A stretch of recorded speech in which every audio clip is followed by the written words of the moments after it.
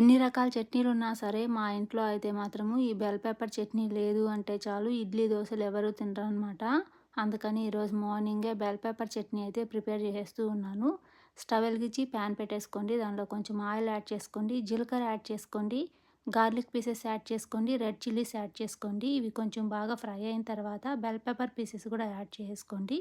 కొంచెం చింతపండు కూడా యాడ్ చేసి కొంచెం సేపు అయితే బాగా మగ్గిచ్చేసుకోండి. ఒక మిక్సీ జార్లో వేయించినటువంటి పీనట్స్ యాడ్ చేసుకోండి. కొంచెం సాల్ట్ కూడా యాడ్ చేసుకొని ఒకసారి అయితే బాగా గ్రైండ్ చేసుకోండి.